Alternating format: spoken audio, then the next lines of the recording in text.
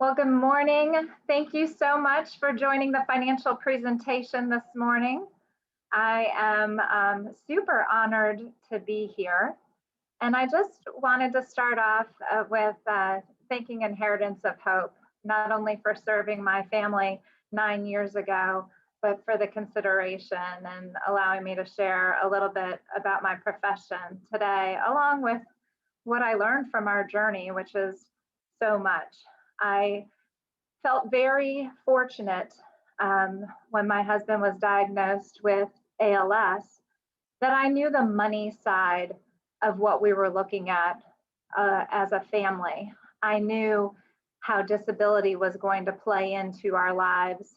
I knew that retirement accounts that were in his name were going to be accessible to us without penalty. So I felt like I had a good grasp on the money side. And oftentimes when I've given this presentation in the past, I call it health and wealth. What I didn't know was the medical side. And I always said I never spoke Medicinese. So I can only imagine how it must feel when financial jargon gets thrown at you. So I will try to avoid the jargon or explain it as best as I can. We will have time for questions and answers, so feel free to throw the questions in the chat. I wanted to start with saying I am a certified financial planner. That is the, I guess, gold standard in our industry for financial planning. And my goal was to have my CFP within 5 years of being in the industry. In February of 2010, I started my first CFP class. And in April of 2010, my late husband, Keith, was diagnosed with ALS. So I just want you all to know that my goals for myself were put on the back burner because I chose to live my life with priorities.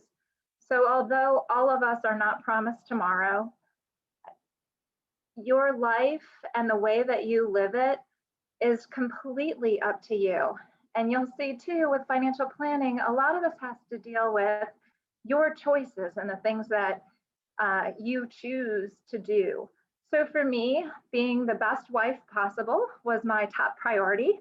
So I put me and my little career goals on the back burner, and I got my CFP about 1.5 years ago.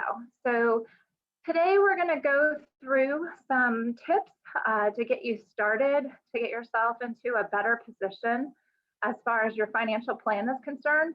And this presentation, of course, is catered towards diagnosed parents and caregivers, but it could be true for everyone. Getting your financial house in order is certainly very important. And just like I know, and I can share my money values with you, money will not solve all your problems. It doesn't make you happy. It doesn't buy you good health, but it can decrease your stress level. So that's our goal for today. So those of you who feel like you're disorganized with your finances, welcome to the club. I have yet to have anyone hire me. That is not. So you are not abnormal. And I don't want to stress you out in this presentation either. So you might have a to-do list or things to tackle, but small bites, just small bites. So this is going to be step 1 in financial literacy. And here we go. So I became a big believer in financial planning, mainly because of our catalyst, which was a diagnosis of ALS. I knew very quickly upon diagnosis that my husband's global company had dropped disability insurance and what that was going to do to our future. I remember so clear going into the Merrill Lynch office and clicking on the insurance button and looking to see how much it was going to cost our family to privately insure him for disability insurance. And me, with all of my infinite wisdom and financial experience and acumen, chose not to get private disability insurance. And that is probably one of my largest financial mistakes that I've ever made. So when his global company dropped it, I looked and decided that was too expensive and we couldn't afford it. And like 11 months later, here we are. And that would have been a huge distressor in our life if we had that additional pay. So I always tell people, you know, plans are indispensable. There's all these, you know, here's our great forefathers, John Jay and Ben Franklin, telling us that we should plan. We should plan. And if you haven't already, you can start now. It's never too late. So today we're going to talk a little bit about growing wealth. Let's see, sorry, here guys, my chat box is like right in the way. And then some money issues, common money issues, a caregiving reality, and also a diagnosis reality, along with talking about essentially the 3 steps that you're going to walk away with, which is getting your budget done, getting your financial house in order, and then just understanding some of the estate documents that you should have in place, and the conversations that you ought to be having. They are so meaningful, and it is such a gift to everyone. Your caregiver, your kids, your parents, your siblings, your friends. I think that when you are focused on your priorities, you are being a leader and you are representing and becoming a role model for a lot of people that are watching you. Oh, my slide is not advancing. Here we go.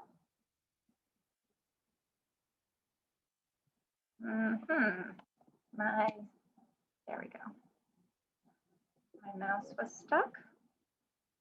Okay, so I had a bunch of questions come in from Facebook that Jill had shared with me and put together. I just want to make sure that everyone knows there are no quick tricks and there are no quick fixes. The way to building wealth is 5 simple things. You can make more money. You can spend less money. You can change your tax situation and try and save on taxes. You can invest your money differently, or you can completely change your goals. I also put off to the side an asterisk because grants might come into play for you as well. There are certainly people who have started GoFundMes and also various grants and organizations. I know Inheritance of Hope for me was a Google search. I wrote so many grant applications when my late husband was diagnosed, and we were recipients of many.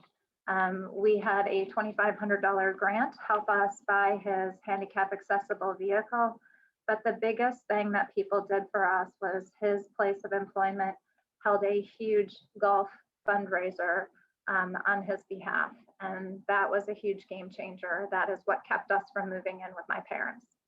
So certainly I would strongly encourage that you Google for grants. I'm sure there are a lot of resources out there, although they might be struggling right now with the economy.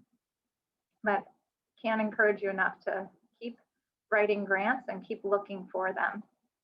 Okay, so this is kind of a slide for everyone. We are going to plan for the worst while living our best and leaving the best legacy we can possibly live.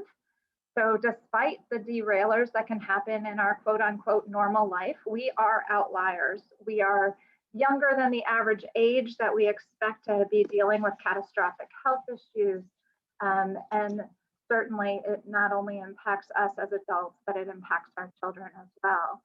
So here is just a list of some of the things that can go wrong. And then at the end, I wrote, becoming financial literate and also being in touch with your emotions will help you have a better financial well-being.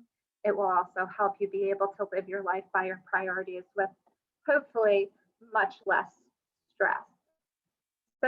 So let's get real. We are all facing number 2 and anticipating probable number 1. And so for that, I can't even begin to tell you how sad I am that we are all here, myself included. We do want to hope for the best and be on the timeline of science and medication And how do we make sure that we can afford our lives while we're going through what we're going through? So this might sound a little bit trite, but having insurances is very, very important. I am a fee-only fiduciary advisor, so I do not sell insurance, but I know a lot about it because it becomes that baseline in your plan. All right, so having good healthcare insurance is a priority. For my situation, I left private insurance world when I left Merrill Lynch, and Keith was covered by Medicare. We were young. I was not even old enough to buy the long-term care policies that were on the market at that time, and I don't think I would have considered it either.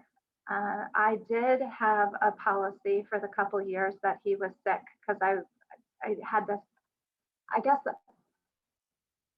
I really focused on my own insurances of the catastrophic thinking of what else could happen to our family and making sure that I had the protections in place should any of those things happen. So I just wanted to give you just a couple little tips when it comes to healthcare insurance. If you are on Medicare, I became quite the medical advocate. I couldn't understand why people would tell us no when I knew that we were supposed to have certain coverages. So I actually reported our home health agency 3 times to the Quality Improvement Organization. And that was pretty much when they told us no. All the people that came in and out of our house were great. Well, those who weren't were quickly gone, so I won't be that Pollyanna, but we had some really great providers. And so I just want to remind you that it's okay to go ahead and demand good health care. I loved my husband and I just wanted the best for him. And so that became a place where I could really shine as helping be his healthcare manager and his partner through this disease process. If you are on Medicare, I just wanted to make sure that you are aware of a resource called the Center for Medicare Advocacy. They are a nonprofit located in Connecticut. They have attorneys on staff, and they were super helpful to me and to my family for getting the care that Keith was deserving of and also entitled to. Medicare actually does cover quite a bit of care, despite what people say. That they don't provide long-term care. They actually provide, in special cases, up to 35 hours per week. So that's a lot.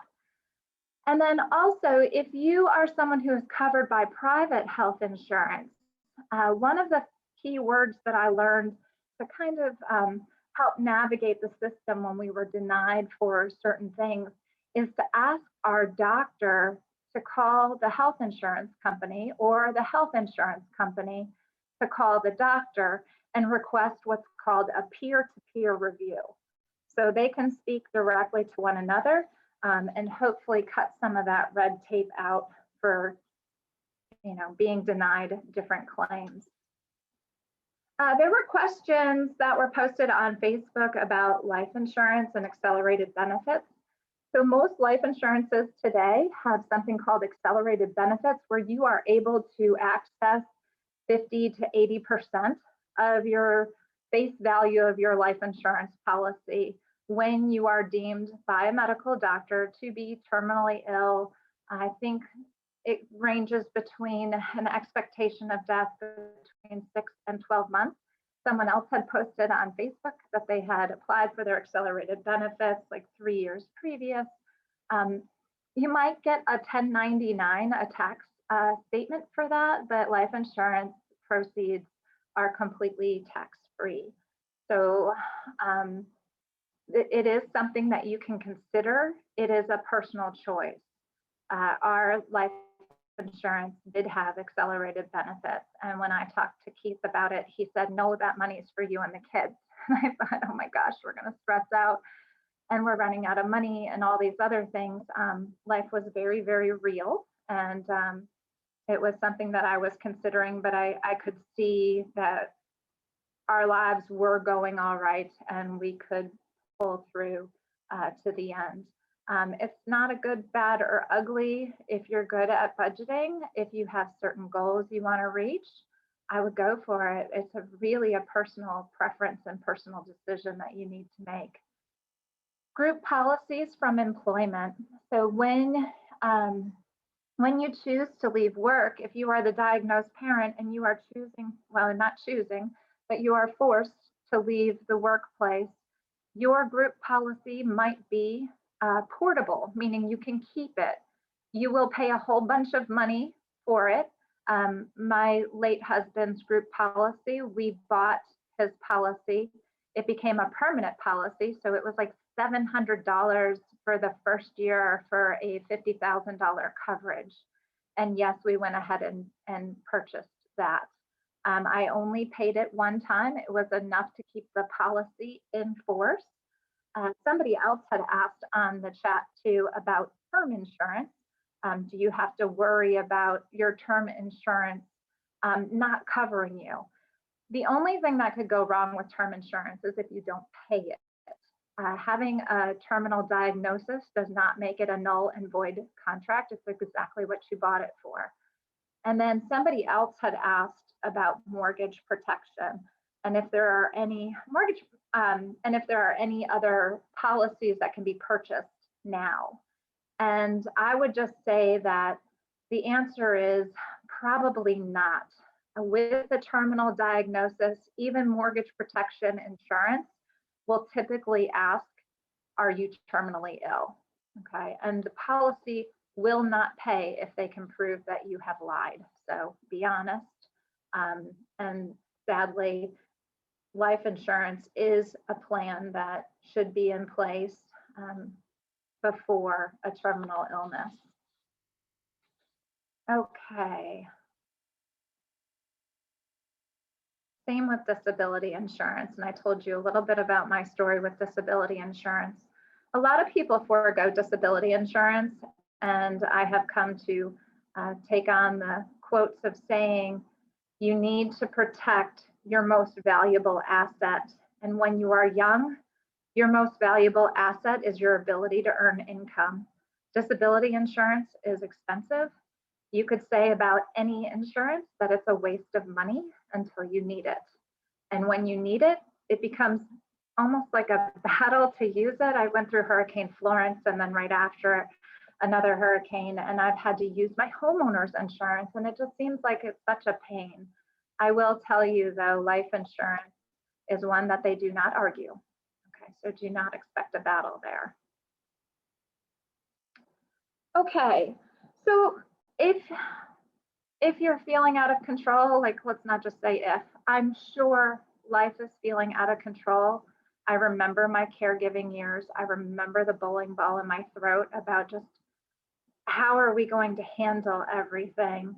And the reality is our anxiety will be reduced when we take control over the things that we can control.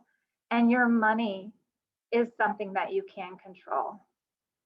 I don't encourage a caregiver to go get a second job if your ends aren't meeting. It's not realistic.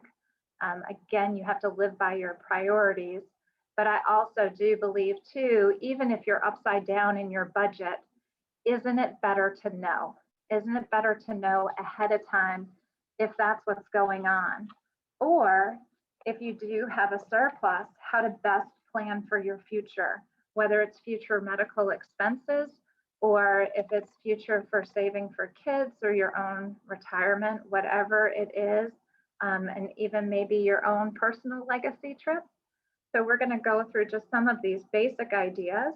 I just want to pause for a moment and see if there are any questions.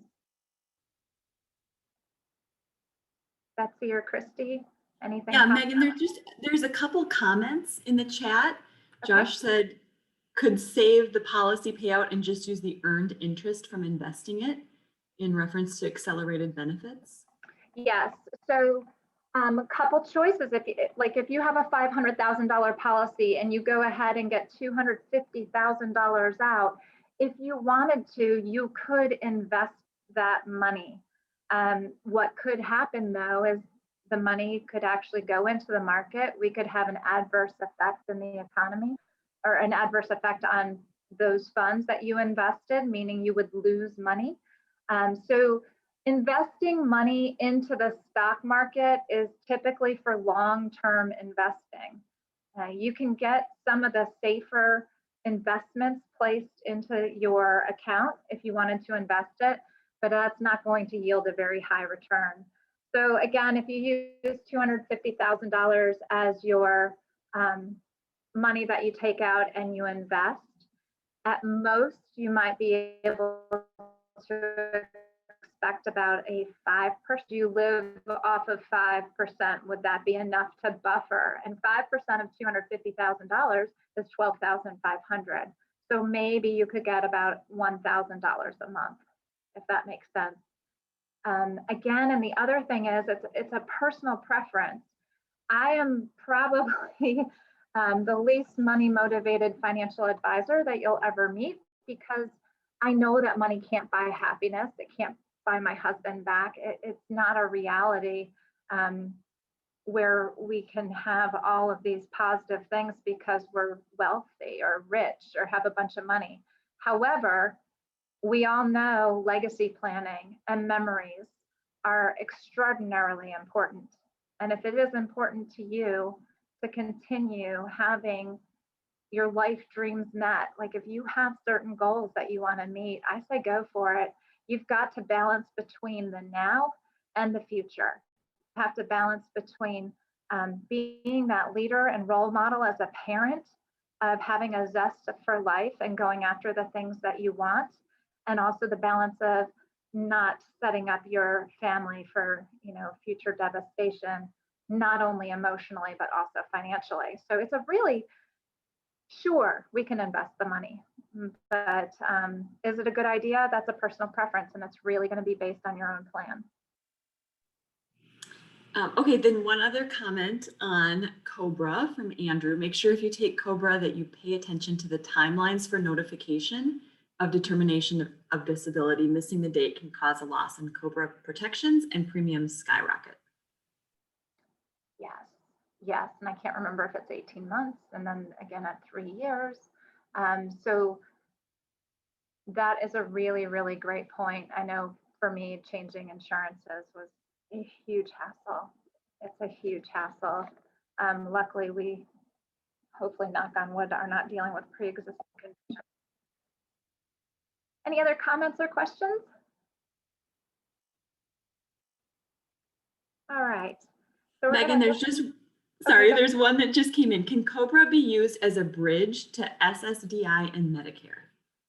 That's a great question. I think the answer would be yes.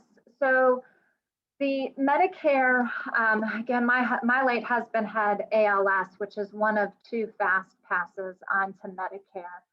We didn't really have the long wait. So typically for disability to get onto Medicare is a 24-month waiting period. And I think that bridging the gap from leaving employment to Medicare would be a perfect use for COBRA, and it is expensive. It is very, very expensive. Isn't it amazing how once we use health insurance, how much we know about it? Unbelievable. I thought we had so much more covered than we actually did. So it's frightening at times. Okay. All right. So you'll see on the left, this was a planning quote from a book I read years ago, and that is, true wealth is what money can't buy and death can't take away. So remember that your presence, your impact, your being a role model, parent, spouse, partner, all those things is extraordinarily important, and your legacy will live on through your family and your friends. So today we're going to talk about financial literacy. We're going to talk about some of our goals, and then also how to try and tackle some of the feelings about money, and also the reality of dying young and what's next, what now. So the first step is really getting your budget together. So we're to be able to do a budget, it's just simple math. A lot of people don't like it. I haven't done a budget for a year and a half for myself. And the only reason I did it a year and a half ago was because I moved. Like all my expenses were changing. It's a great exercise. It's a good process to go through. And I can't believe there's so many people who don't live without a budget. They want to put their head in the sand and say, I just would rather know. It's such a huge fear to deal with money. And guys, this is simple math. It's just simple addition, simple subtraction. So you need to put together what we would consider a realistic spending plan. Well, what's realistic when we're paying for all these treatments and things like that? We're going to guesstimate and make some projections when it comes to the things that are outside of the scope of normal. However, you can still assess your income from either work or your assets, and then just try and quantify your expenses. Some of them are pretty easy. I know I live in North Carolina where it's super humid, so my expenses are way more expensive. My power is more expensive in the summer than it is in the spring and fall. And so we just try and make a good estimate between the two and level it out over the month. So that's it. So here's the budget. All right, so why would you do a budget? You need a good starting point of what's going on right now. What's coming in and what's going out, what's left over and what isn't. So you have a reality of your situation. We can, adjust if we know what's coming down the pipe. So if we know that we're upside down, if we want to tap into the house for equity, that might be a great possibility. If we know how many months that's going to last us because we know what the shortfall is. And then we also know life will throw you surprises, right? Whether they're good or whether they're bad, whether you get a grant or whether you get a terminal diagnosis. Life is going to have some adjustments. So doing a budget just gives you a good estimate of where you are from a cash flow standpoint. How to do it?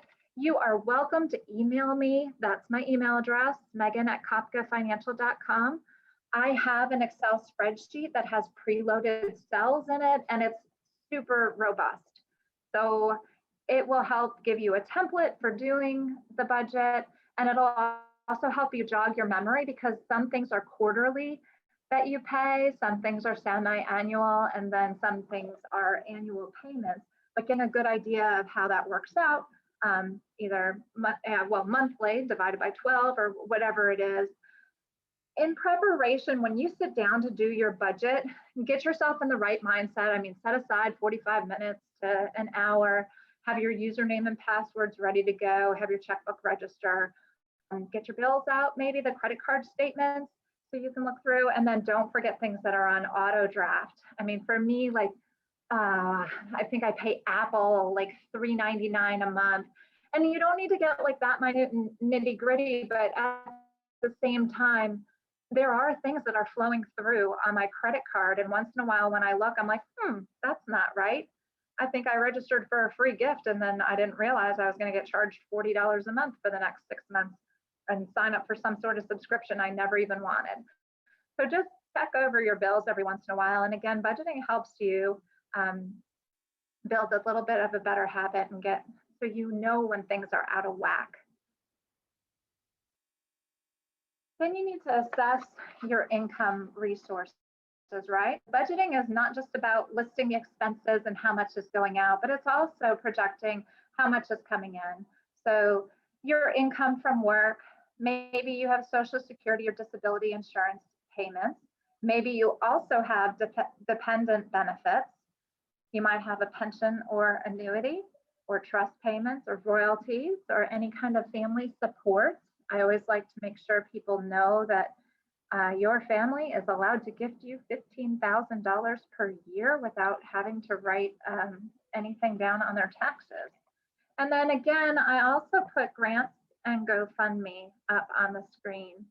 I think that the more we apply for grants and host pages like Giving Tuesday for Inheritance of Hope, the more people will understand what a struggle it is to make ends meet especially when you're in an adverse situation, especially when facing medical bills, especially when you still want your kids to go to camp and have this normal life. Okay. The other place where you might find some money is your investment assets, right? We put away for retirement, and now we're not sure if we're going to make it to retirement. So you can use your investment assets when you are deemed disabled, and all that does is waive the disability penalty. So if you have a 401k or an IRA, you will waive that 10% penalty.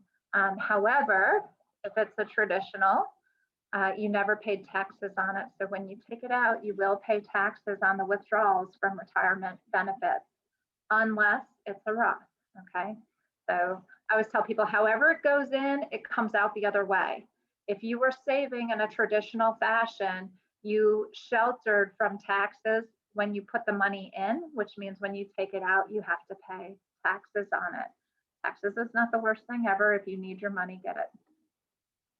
Also, your insurance policies can be an asset, whether you have cash value or you choose to use that accelerated death benefit.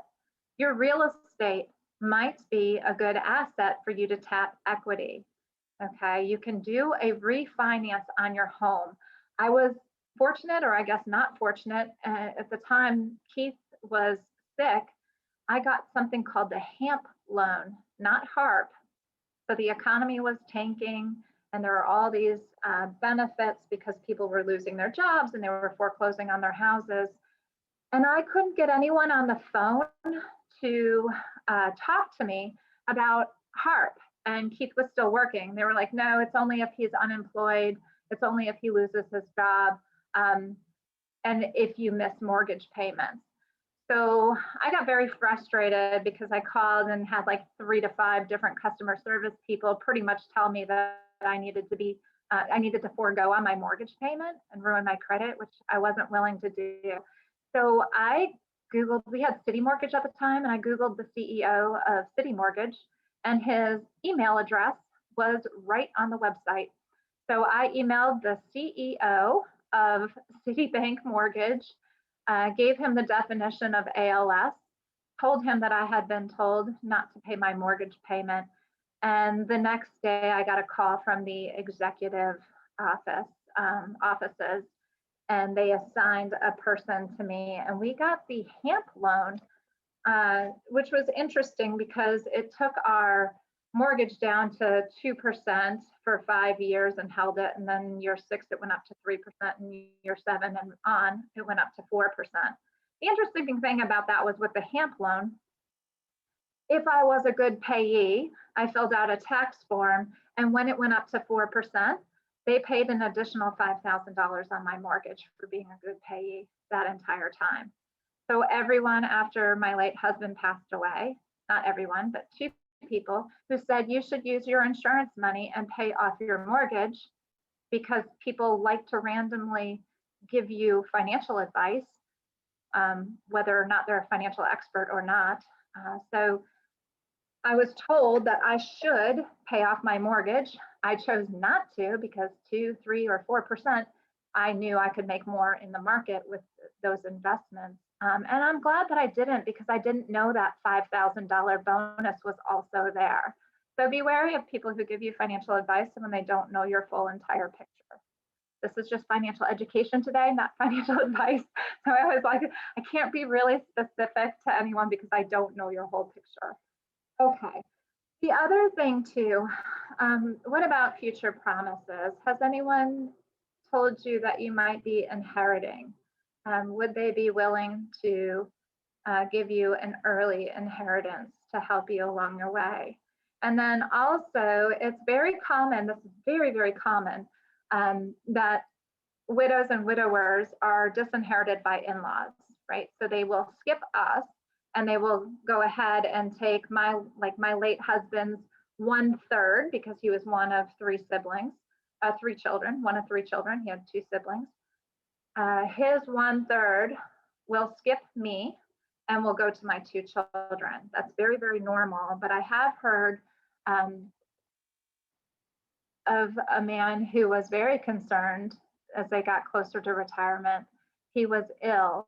If he died before his mother passed away, he wanted to make sure that his wife was taken care of and that his mother did not do that traditional skip. So if you're comfortable with talking to your in-laws, if you really feel like your future needs to rely on inheritance, that is a conversation that I think you might want to have. Certainly easier if you're talking to your parents, not your in-laws. I love my in-laws very much. I'm very, very fortunate. I lucked out for sure. And then also just a reminder, don't leave your funds to minor children. Make sure that you have your estate documents in order. And then if you have any business interests, try to get that cleaned up as best as possible with a buyout. It's very, very hard to go through negotiations as a widower. It's also very tough to do when your back's against the wall as a patient. So try your best to see if you can tap those assets as well. And then also personal possessions. If you have things of value, they could be a resource to you now if you're willing to part with them. I have had people that had collectible trains. Some of them, like pre-World War II, are worth like $1,000 or thousands of dollars.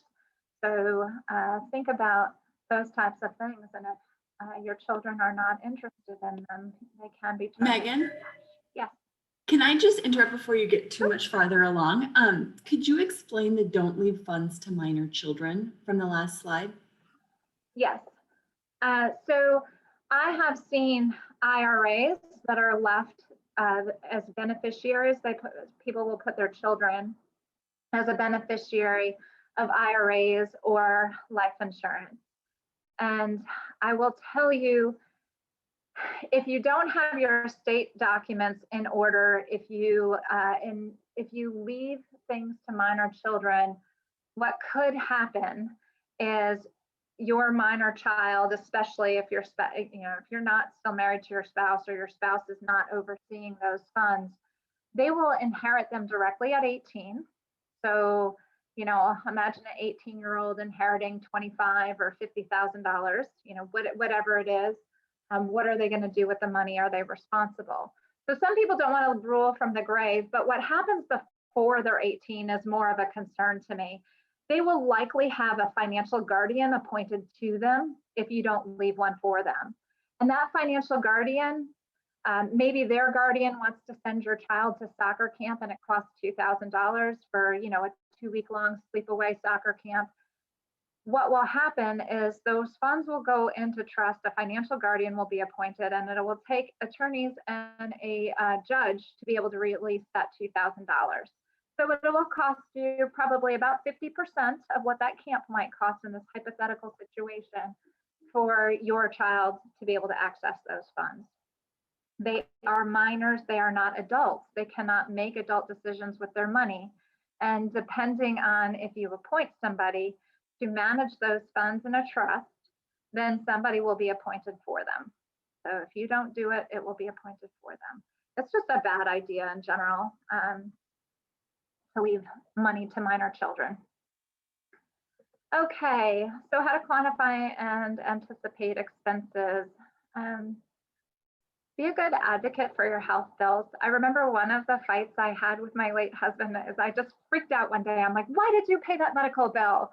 I would wait for the yellow envelope or the pink envelope. Like, I'm someone who I would get the bill, I would pay the bill immediately, my entire marriage. And then everything goes off the rails when you're dealing with healthcare, because you start realizing a bill you get from a lab might later, a month later, get the actual bill from the doctor. And because it was filed at different times, insurance approved one but didn't approve the other one, and it just makes no sense.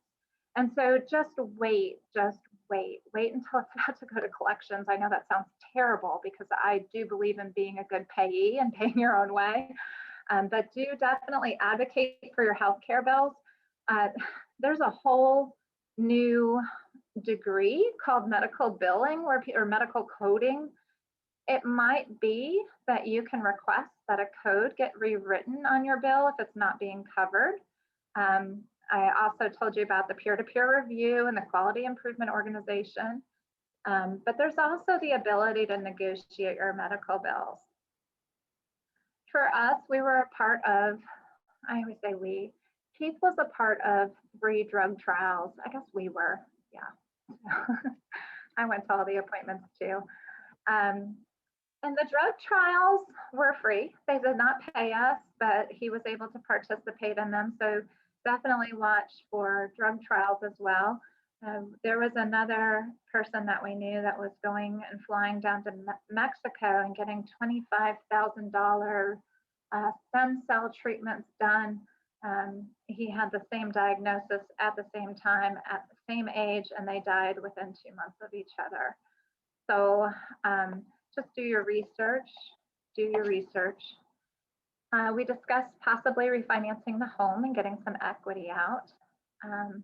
Also, this is a tough one for me. This is something that I've learned from my work with widows and not at the time, but getting credit in the patient's name, in the diagnosed parent's name, and using credit cards in that name.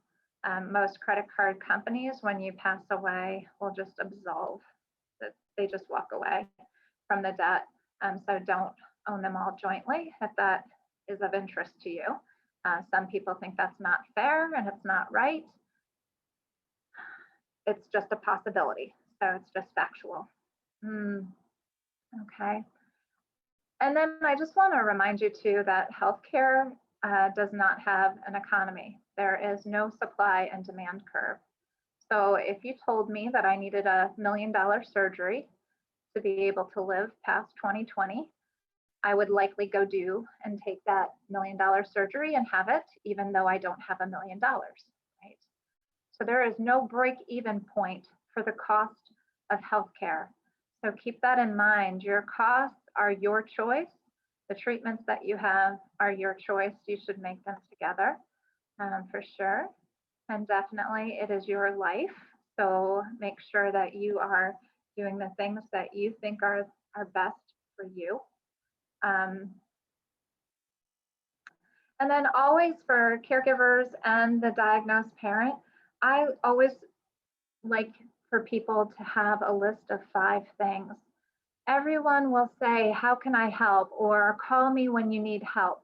When you have someone that is offering to help you, say, I have a list of 5 things here. Read it off to them and then see what they would be willing to do. I struggled a lot with our yard after my son went to college. I had never used a weed eater before in all my life. So I really struggled. And that was one of those things that whenever I could get help, just even showing me how to use tools was super helpful. So have that go-to list of 5 things. The other thing is a lot of people would want to cook for us and they would bring us comfort food. So I would always request, hey, could you cut up a cantaloupe for me? Or, just things that were a little bit more time consuming, but healthy. So have a list of 5. Okay, so budgeting is a process. Try not to be hard on yourself. It is not a place for you to get down about your past decisions. It's just a place for you to be aware of what you're choosing to do with your money. So you are at the center of your budget. All right, the income is coming into you and you are making choices on where to send that money. All right. So the tips that I have for you is always use reasonable estimates. If you round up, like if my power bill is like $160, $165, I might round that up to $170. Okay, not a big deal, but just always round up. And conversely, when you have bonuses, try and round down. So round down income sources, round up expenses. It's a much more conservative approach. So that way you don't feel like ashamed or like you did a bad job if you didn't meet your budget. This is not a goal line. It ebbs and flows, and like we all know, life happens. So know that your expenses might change, your income sources might change as well. And try not to forget those quarterly and annual resources. Again, if you want to email me for the budget sheet, I'm happy to send it. Actually, I could probably send it to Inheritance of Hope. Okay, so the next piece is to get organized. Well, what does that mean? So years ago, I went to a caregiving conference that was put on by our local hospice. And I was so excited because we're going to have a piece on finance, and they skipped it. So I am the only one in my area that has ever presented finance at a caregiving meeting. I've seen zero, no people have approached finances. Alzheimer's Association has great little money pieces to it. And I had approached the Alzheimer's Association about doing their presentation. And the woman said, quite frankly, it's a canned speech. I could give it, but I do not feel like I have the wherewithal. And so they just avoid it. So what came out of that caregiving group that I had gone to, when they skipped the presentation, they said, oh, you guys were having so much fun during lunch. We wanted to give you some time to really bond. So just turn to page 23 in your AARP magazine. There's a list of important documents. Just get them together. And I'm like, and do what? Play 52 pickup with them? I wanted to learn, even though I was in the financial industry, I wanted to know, what was there something they were going to tell me? Was there something magical? And the answer is no. They gave us a list and then didn't tell us what to do with it. So here's a list. I will tell you that your insurance statements, the bank statements, all of your loan paperwork, your, oh look, insurance is on there twice, estate documents, what they call important papers, right? Are all of the things, all the financial decisions you've made for yourself. If you want to email me, I will also send you the requested financial document list. You can see in bold and underlined over here, all the way on the left, that there are different sections. That section can become a good filing system for you. You can create a folder on your C drive called Investments and Retirement Planning. And then you can download the documents and save them there electronically. The important thing about the important papers is understanding how things are titled. If you have a joint checking account, when someone passes away, that checking account is completely usable by the other person who owned it jointly, and then they own it in their own name. Okay, so joint titling is a beautiful thing. The other thing that's important about your important papers is to do a beneficiary review. Annuities, life insurance, retirement accounts, anything that has a beneficiary on it is not going to go through probate. It's going to go straight to the person that you left as the beneficiary. Sometimes beneficiaries can be contested. Most of the time it's not successful, okay? So the way that we move the order of operations, here's me as a former math teacher, remember PEMDAS? Please excuse my dear Aunt Sally. The order of operations in a state, I say, is to be determined. How is it to be determined? Titling and beneficiaries are first, and then your will or trust. Your documents are tertiary, right? So first we look at titling, then we look at beneficiaries, then we go to the will. That's what's going to go to probate. If you own a car in your own name, things like that, okay?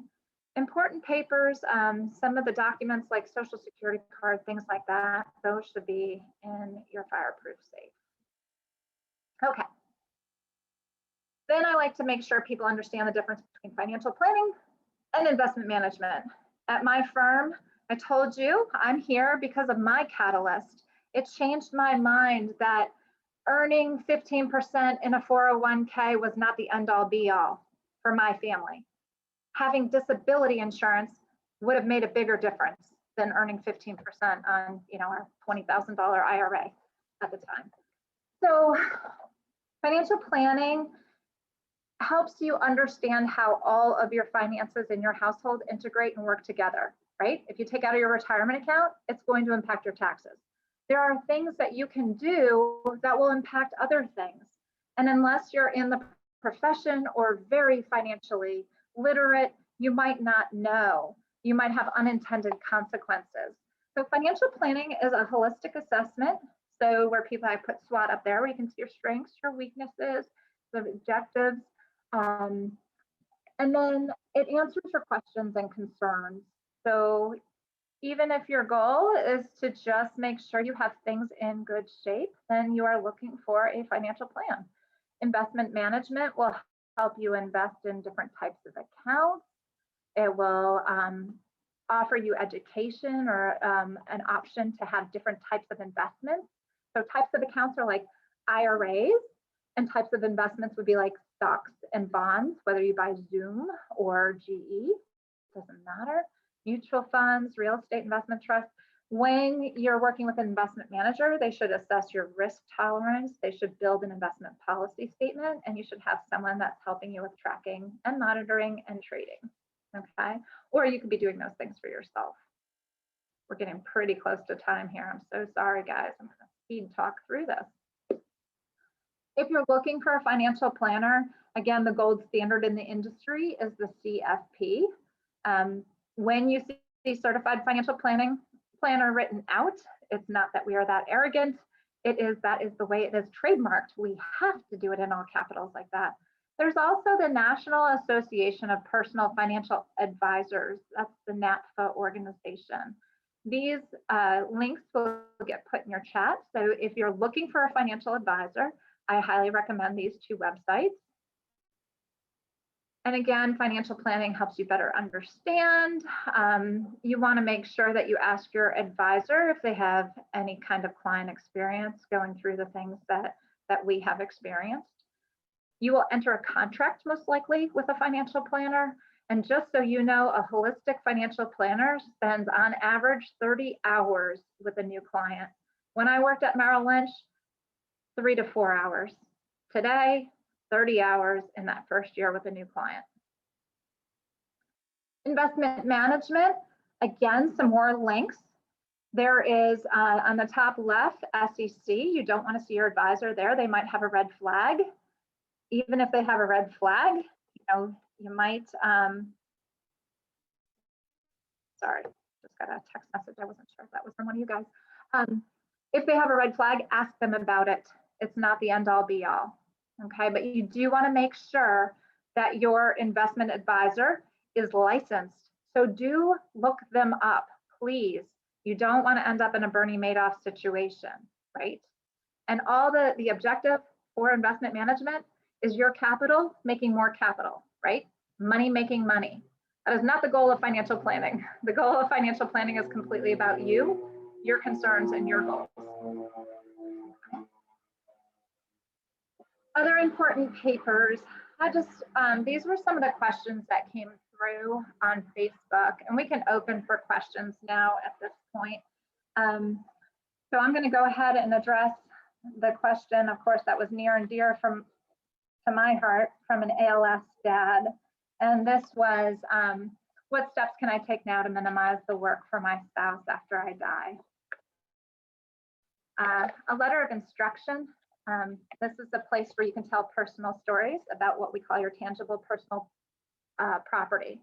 So for me, in my letter of instruction, I have left a piece of jewelry to my niece because I let her borrow it one night and she looked so beautiful. And I told the story in my letter of instruction the night that my husband bought that for me, when I wore it, and how much it meant to me to see her in it.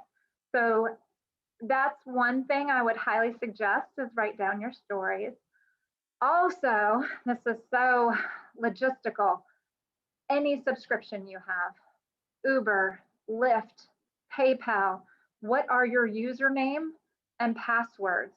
And also the answer to those secret questions, like your fourth grade teacher. Does your spouse know the name of your fourth grade teacher? So write those things down, get a good comprehensive list of usernames and passwords. On the far left, you will see other important papers. These are the ones that I highly suggest that you put into the firebox. They are the ones that you will need after your loved one passes away. Okay, so think about the subscriptions that you have.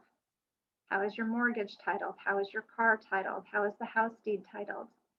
Oh, credit cards, I put an asterisk here, thank goodness. I have met many widows who lost credit through losing their spouse. Their major credit card was in their spouse's name, and the card they had, they were authorized user. They were an authorized user, so it was not a joint credit card. So please make sure that one of your major credit cards is owned jointly, that you are not just an authorized user. So that's just a little tip. Don't forget about your airline miles. You might want to discuss how you want your social media accounts held. As you know, you can have a legacy account. Any questions coming through chat?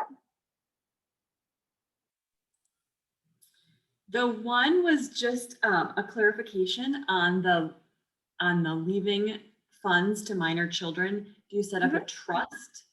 What's the workaround? Setting up a trust, yes.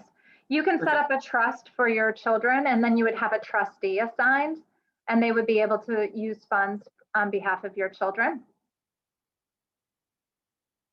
You have to make sure that you title your beneficiaries in the trust. So go ahead and purchase and buy your trust. If you are a solo parent now, have your trust built and made, and then on your IRA or life insurance money, you would write the trust of Megan Kopka dated, November 14th, 2020. You will put that as the beneficiary, the exact name of your trust, and that way it will follow the rules of the trust. Here's a resource to the student loan planner. This is a paid resource. You would pay to have a meeting with these people if you are concerned about FAFSA. I will tell you, it is unfair. It's unfair. They do a 2-year look back on income. That made it very unfair for us. So, and then also, I highly recommend making appointments with your Social Security office. There are lots of little tricks to Social Security, so please make sure you are spending your child's entire benefit, whether you are disabled or whether it is a survivor benefit. Spend that benefit. Pay the mortgage, pay for food, pay for their clothing. Do not give it to them. There are talks that you can have a reduced benefit if you are not spending it. It means you don't need it. So you do need it. If you choose to contribute to a Roth IRA, do that out of your own account or 529 or whatever it is. Okay. Tips moving forward, but I know we just have 1 minute left. The biggest thing I would say is make sure you don't shut everything down. So there are immediate things you should do, which is calling an estate attorney, a financial advisor, and the Social Security office, and do not pay medical bills without consulting an attorney.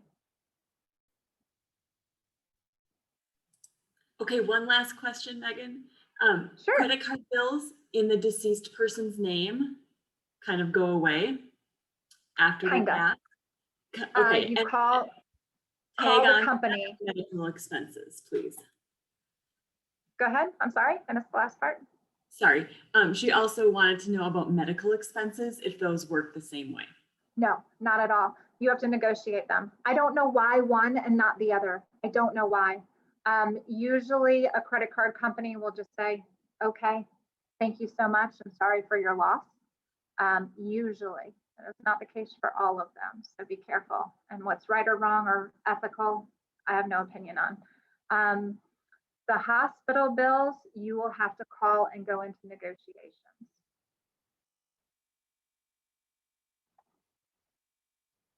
I know we're right at noon.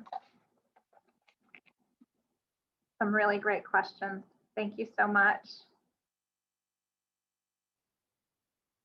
Again, this is to de-stress, not stress you out. So there's those final steps. Budget, get organized, find yourself a financial planner. Don't be afraid to ask for help.